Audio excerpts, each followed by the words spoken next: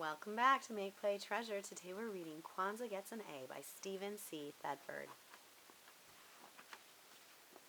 Watoto children came to the library to hear a story of Kwanzaa that they had heard before. Waiting boys and girls talked on the floor.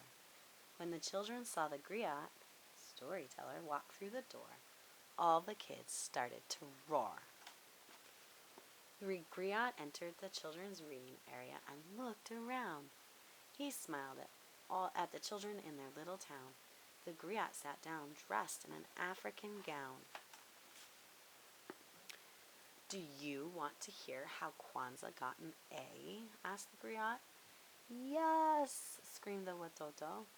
"That's very good," said the griot. "But not so loud." The children nodded in agreement. The griot laughed and walked around the children. "When I raise my walking stick, please say, 'Ashe.' Can we practice?" "Yes," replied the watoto. The griot raised his walking stick. "Ashe," said the watoto. "One more time," said the griot. The griot raised his walking stick. "Ashe," said the watoto. The griot began to speak in a mysterious way. In 1965, there was a riot in Watts, a neighborhood in southern Los Angeles, on a hot summer day. African Americans in the community were disrespected in that fray. They wanted those who were hurting their lives to pay. Others turned to their faith, fell to their knees, and began to pray. The griot raised his walking stick. "Ashe!" Dr. Maulana Karenga, a teacher, wanted to restore the community destroyed by racist horseplay. "Return to Africa," was his cry. He researched our history to reduce the disarray. Dr. Karenga believed the people needed to celebrate themselves the right way. The griot raised his walking stick. "Ashe!"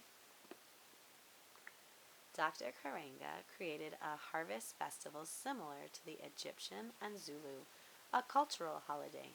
He named it Kwanzaa after the Swahili phrase, "Matunda ya Kwanzaa," a phrase we should repeat every day. It means first fruits of the harvest.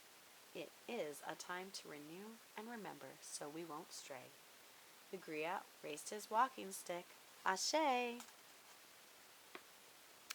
The first Kwanzaa was held in 1966 in Los Angeles, California, a city near Santa Monica Bay. It started in a tiny apartment and celebrations were small back in the day. Yet, Kwanzaa has come a long way and events are large today. The griot raised his walking stick. "Ashe!" Portraits of great African Americans hung on the walls, a sacred display. Artifacts from the motherland adorned the apartment to invite the ancestors to convey. Kente cloth and other African fabrics were everywhere on that day. The griot raised his walking stick. "Ashe!" Dr. Karenga discussed the importance of the symbols of Kwanzaa during the entree. The kinara, mkeka, muhindi were special and new, which made it more than some tired cliche. He challenged the people to a contest and rewarded the best a bouquet. The griot raised his walking stick. "Ashe!" The children's program during the first Kwanzaa celebrated African countries like Zimbabwe. 6 watoto hung the holiday letters around their necks as entertainment at the African Gourmet. Dr. Karenga added an extra A to Kwanzaa so the 7th child at the event could participate at that moment in the USA. The griot raised his walking stick. "Ashe!" The griot gestured for the children to stand up but stay. Children on the floor stood in the walkway. They put their fists into the air and pulled them down 7 times halfway. On the last one, the watoto and the griot said, "Harambe!" The end. I hope you enjoyed the fun Kwanzaa book. I liked it. Very informative. And it's so fun to see a storyteller in a story.